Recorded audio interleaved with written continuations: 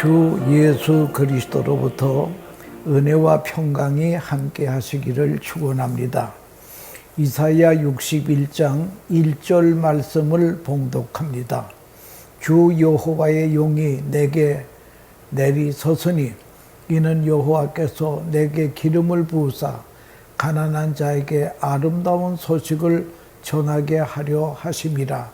나를 보내사 마음이 상한 자를 고치며 포로된 자에게 자유를, 갇힌 자에게 노임을 선포하며 라고 하는 말씀을 가지고 예고된 성탄의 메시지라고 하는 주제로 말씀 드리려고 하는 것입니다. 하나님은 우리 인간들에게 많은 예언자들과 선지자들과 주의 종들을 보내서 불타는 지옥 형벌에 들어가는 영원한 죽음에서 탈출할 비상구를 알려드리려고 이 땅에 예수님을 보내주셨다고 하는 것입니다. 그래서 예수님은 나는 부활이요 생명이니 나를 믿는 자는 죽어도 살겠고 무릇 살아서 나를 믿는 자는 영원히 죽지 아니하리니 이것을 네가 믿느냐. 생명을 살리는 비상구는 간단합니다. 예수 그리스도의 대속의 십자가 사건과 부활의 사건을 믿음으로 말미암아 우리는 영원한 하나님 나라에 꼴이 난다라고 하는 그런 것입니다. 여러분이 대속이라고 하는 것이 무엇입니까? 대속은 죄 없는 예수님이 내 죄를 대신해서 죽으셨다고 하는 것입니다. 죄 없는 예수님이 죄의 값은 사망인데 사망을 십자가에서 지불하시고 우리를 구원하셨다고 하는 것입니다. 히브리서 9장 27절에는 한 번 죽는 것은 사람에게 정하신 것이요 죽은 후에는 심판이 있으리니. 여러분, 죽었다고 끝나는 게 아니에요. 죽은 다음엔 심판이 있습니다. 죄값을 치러야 됩니다. 그럴 때에 예수님이 이미 죄값을 치르시고 나 위하여 심판을 받아셨기 때문에 나는 다시 심판 받을 필요가 없게 된 것이, 그게 우리 그리스도교의 복음이라고 하는 사실을 알아야 될 것입니다. 예수님이 이 땅에 오시기 700여 년 전에 이사야라고 하는 선지자를 통해서 확실하고 분명하게 알려주셨습니다. 예수님의 탄생은 많은 성경에 예언이 있었습니다. 예언대로 오시고 예언대로 십자가 지시고 예언대로 부활하신 주님이라고 하는 것입니다. 이사야 7장 14절에 예수님의 탄생에 대한 예언이 있습니다. 보라, 처녀가 잉태하여 아들을 낳을 것이요 그의 이름은 임마누엘이라 하리라 예언했습니다. 예언이 그대로 성취가 되었습니다. 이사야 9장 6절에는 이는 한 아기가 우리에게 낳고 한 아들을 우리에게 주신 바가 되었는데 그 어깨에는 정사를 메었고 그 이름은 기묘자라 모사라 전능하신 하나님이라 영존하신 아버지라 평강의 왕이라 할 것임이라. 그 예언대로 성취가 되어 예수님이 평강의 왕으로 이 땅에 오셨다고 하는 것입니다. 메시아는 이상적인 왕으로 오실 것을 예언했습니다. 메시아가 여호와의 종으로 오실 것을 예언했습니다. 메시아는 중보자로 오실 것을 예언했습니다. 우리 오늘 예수님께서 이 땅에 메시아로 오심을 받았는데, 그러면 예수님은 이 땅에 왜 오셨는가? 첫째는 예수님은 가난한 자에게 아름다운 소식을 전하기 위해서 오셨다고 했습니다.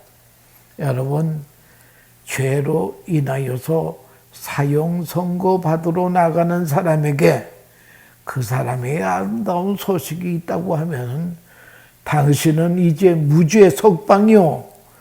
그 소식보다 더 아름다운 소식이 어디 있겠습니까?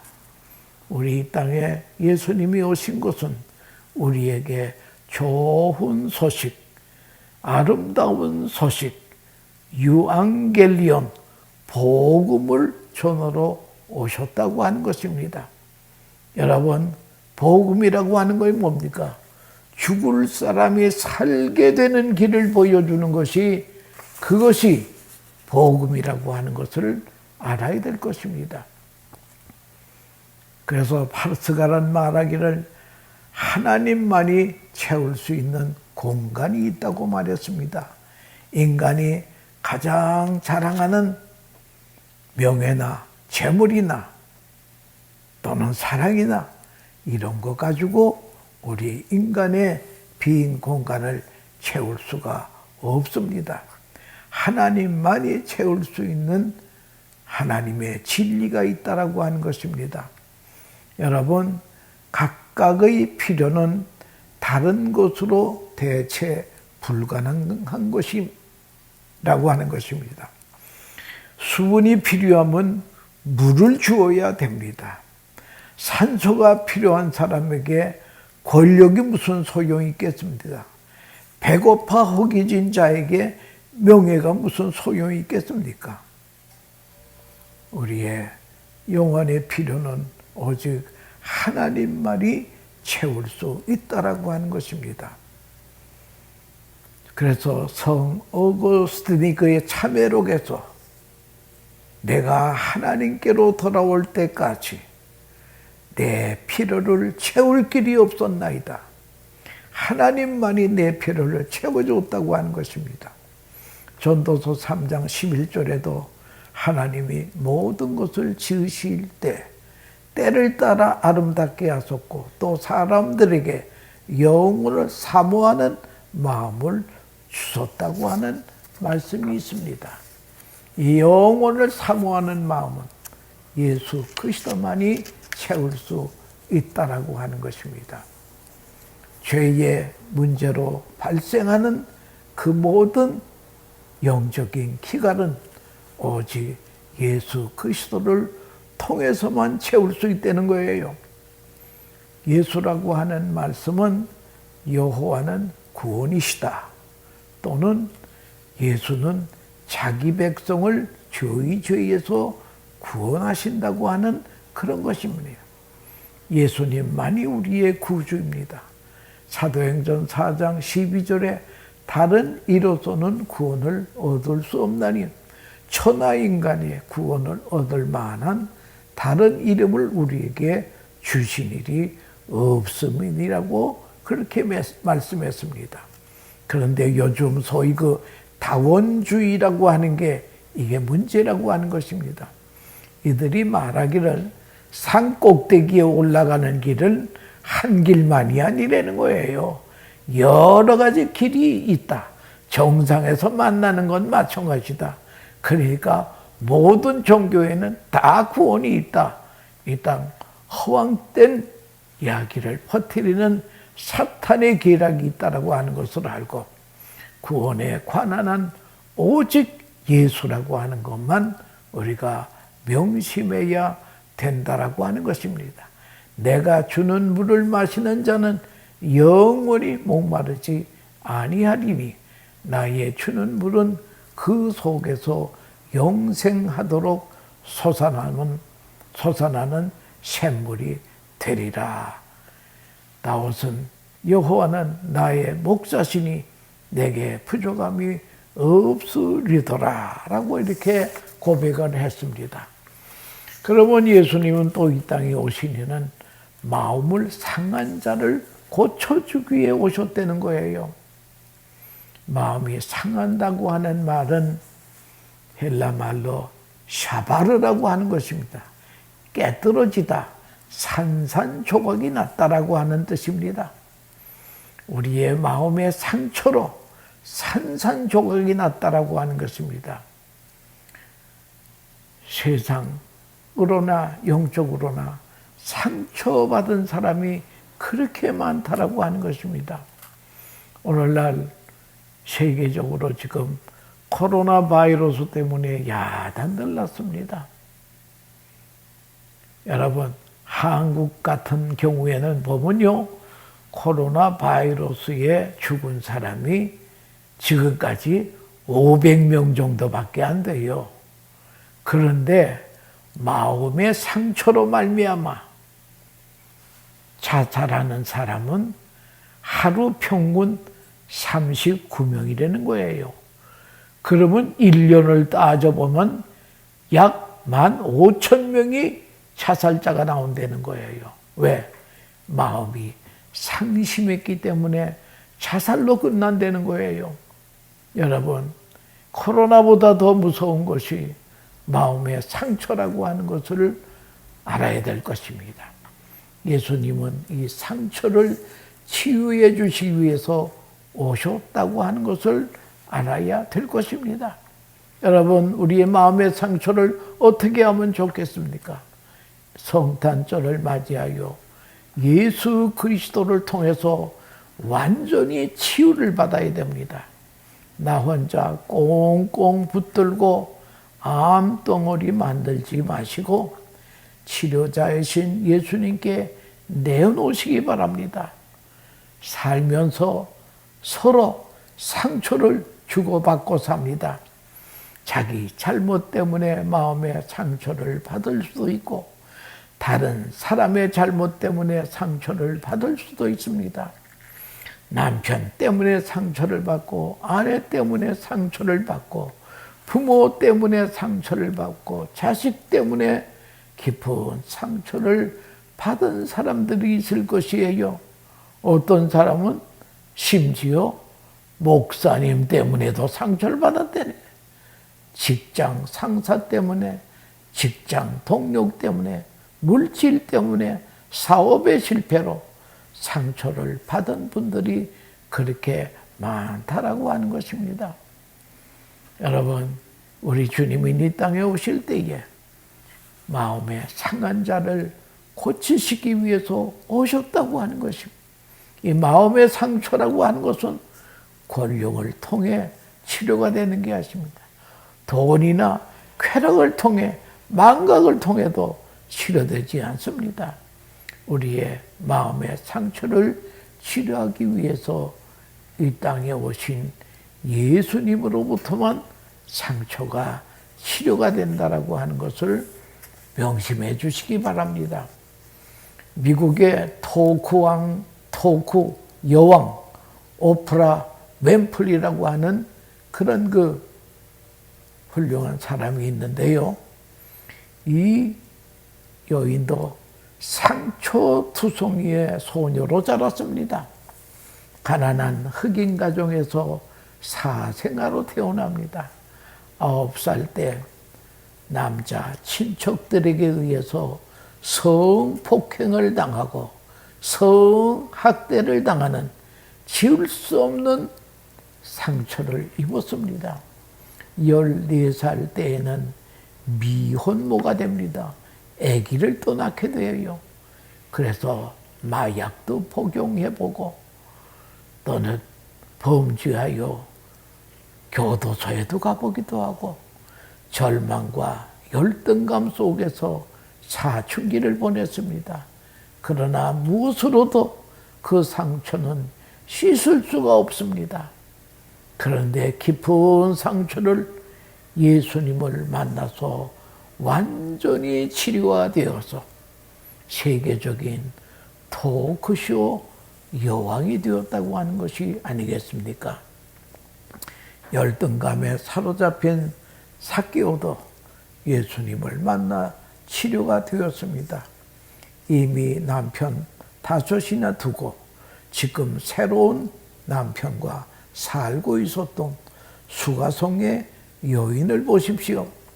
그녀의 마음은 깊은 상처로 찢기고 부서져 있었습니다. 사람들은 손가락질하고 수근거립니다. 오늘날도 마찬가지입니다. 한번 실수하면 제기하지 못하도록 대못질을 하는 인간들이 있습니다. 이 요인은 사람들이 있을 때 너무 수치스러워 우물가에 물로 길로 나오지도 못합니다. 그래서 수치심과 거절감 때문에 살았던 수가성의 여인이 대낮에 물길로 옵니다. 중동에서 대낮에는요, 너무 더워서 사람이 얼씬거리지 않습니다. 그때는 다 집에서 낮잠 잘 때여요. 사람이 없을 때에 물을 기르러 나온 수가성의 여인, 많은 상처를 안고 있습니다마는 거기서 우물가에서 예수님을 만나게 됩니다. 예수님을 만나서 과거의 아픔과 상처의 찌꺼기가 완전히 제거가 됩니다. 예수님은 위대한 치유자이시라고 하는 것을 알아야 될 것입니다. 여러분, 예수님께서 이 땅에 오셔서 많은 병자들을 고쳐주셨습니다. 나는 가만히 보니까 그저 사랑이 많으신 예수님께서 병자들이 불쌍해서 고쳐주었거니 그렇게 생각했습니다마는 가만히 생각해 보니까 예수님의 지상의 사역의 주제가 킹덤 오브 헤븐, 하나님 나라입니다. 하나님 나라를 소개하는 거예요. 하나님 나라에는 나병 환자도 없다. 하나님 나라에는 죽는 일도 없다. 하나님 나라에는 지체의 부자유도 없다. 모두 온전한 사람이 된다. 하나님 나라에는 이렇게 상처가 없다. 그래서 몽땅 치루어 주심으로 말미암아 우리에게 하나님 나라를 소개해 주셨다고 하는 것입니다. 여러분, 하나님의 나라는 의의 나라, 희락의 나라,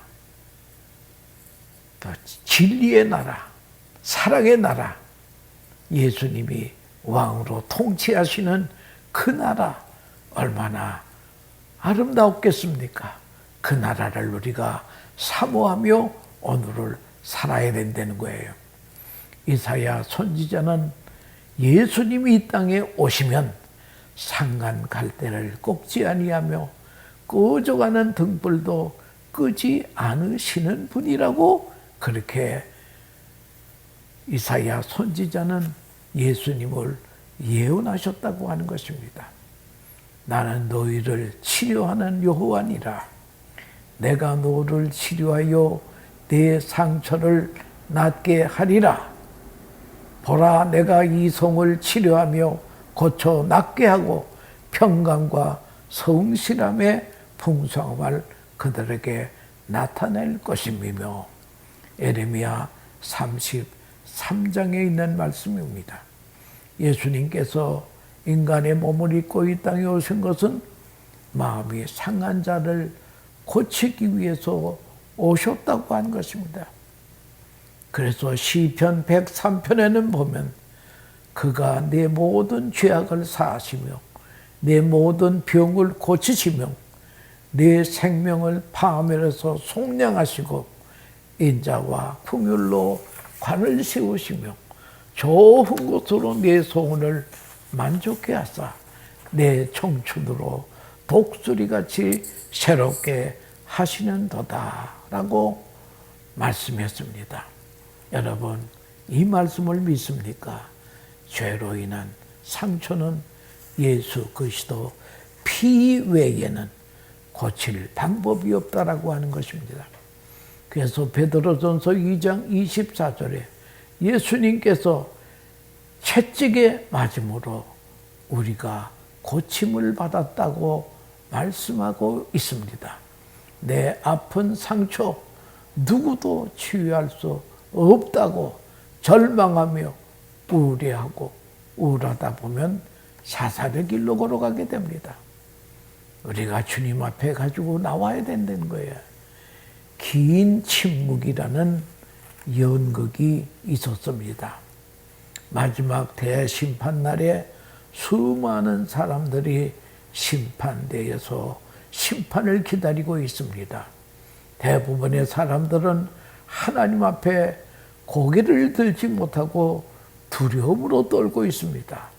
근데 소수의 사람들은 불평을 합니다.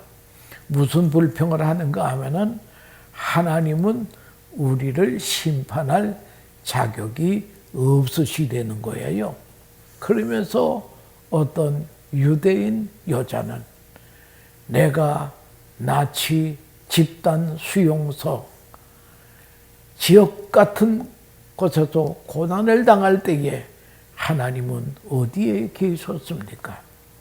어떤 흑인 남자는 내가 피부 색깔이 검다라는 이유로 매맞고 고통당할 때에 주님은 어디 계셨습니까? 하나님은 고통과 아픔과 배고픔과 전쟁과 질병이 없는 저 높은 천국에서 홀로 계시니 자신들의 고통을 모른다는 거예요. 하나님은 인간이 당하는 모든 어려움, 고통, 절망, 죽음을 당해보지 않으셨으니까 얼마나 편안하셨겠어요 하면서 불평합니다. 그 불평하는 사람들은 보면 유대인의 대표요, 흑인의 대표요, 환자의 대표요, 암 환자의 대표요, 지체 부자유의 대표요, 심지어 히로시마 원자폭탄의 후유증으로 애쓰는 환자의 대표이실 수 있습니다. 하나님께서 인간을 심판할 자격을 없으시다는 거예요. 우리 인간이 당연한 고통을 맛보지 않았기 때문입니다. 그런데 얼마간의 침묵을 하는 동안에 성령께서 그들에게 임하게 되었습니다. 그러면서 하나님은 고통을 당하지 않으신 분이 아니에요. 이사야 53장은 그가 찔림은 우리의 허물을 인하며 그가 상함은 우리의 죄악을 인함이라. 그가 징계를 받음으로 우리가 화평을 누리고 그가 채찍에 맞음으로 우리가 나음을 입었도다. 우리 하나님 되시는 예수님께서 이 땅에 오셔서 인간이 겪어야 될 고통을 안 겪은 고통이 없습니다. 수모와 수치를 다 우리를 위해서 당하셨다고 하는 것을 그들이 성령으로 깨닫게 되면서부터는 하나님께 경배하며 영광을 돌렸다고 하는 것입니다. 그래서 히브리서 4장 15절에는 우리에게 있는 대제사장 예수님이십니다. 예수님은 우리의 연약함을 동정하지 못하실 리가 아니요 모든 일에 우리와 똑같은 시험을 받으시되 죄는 없으시니라. 예수님은 인간의 몸을 입고 이 땅에 오셔서 사람들의 고통과 상처와 이것을 모두 당하신 분이요 또 고통과 상처를 치료하시는 분이라고 하는 것을 알아야 될 거죠. 그 다음에 세 번째는 예수님이 이 땅에 오신 것은 포로된 자에게 자유를 주시기 위해서 오셨다고 하는 것이요. 갇힌 자에게는 노임을 주기 위해서 오셨다고 하는 것입니다.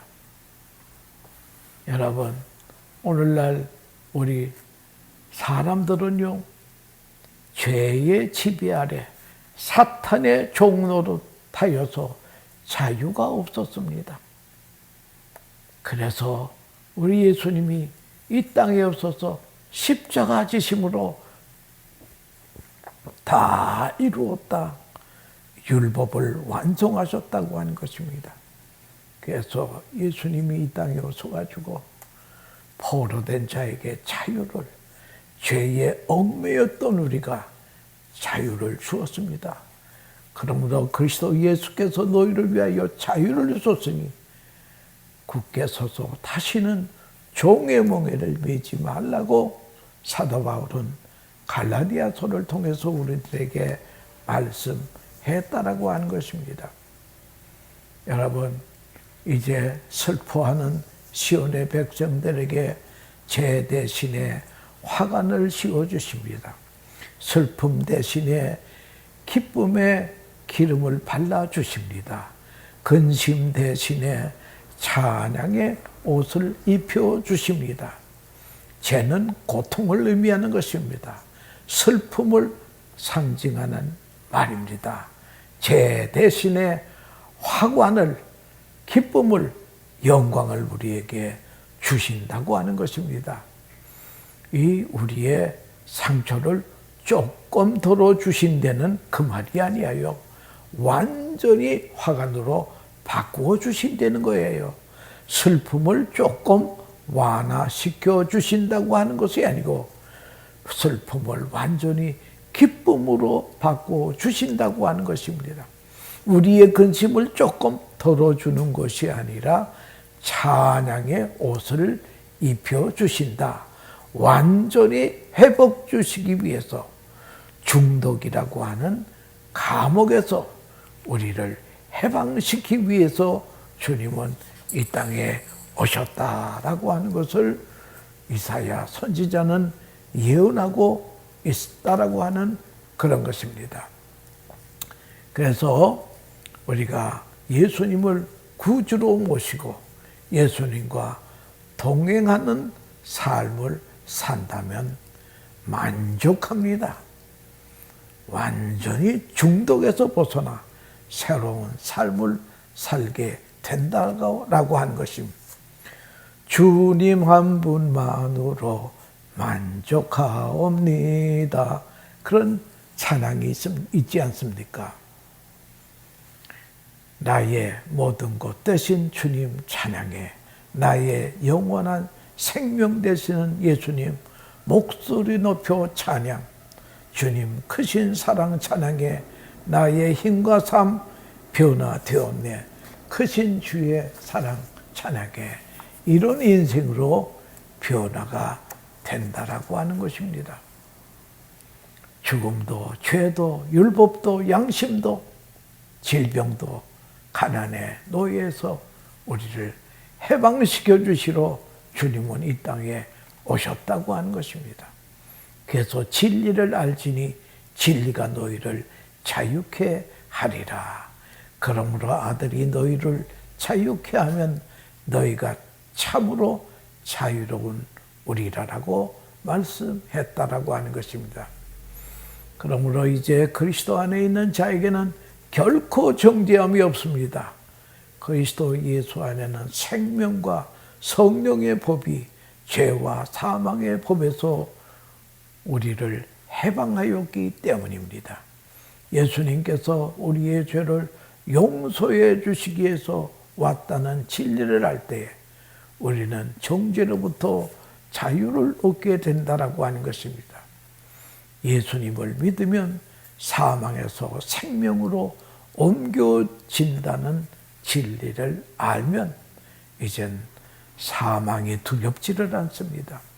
예수님께서 율법의 요구를 다 이루어 주셨다는 진리를 알면 우리는 율법으로부터 자유함을 얻게 된다라고 하는 것이죠. 죽음과 죄와 율법의 노예로부터 벗어난 풍성한 삶을 우리가 살 수 있다라고 하는 것입니다.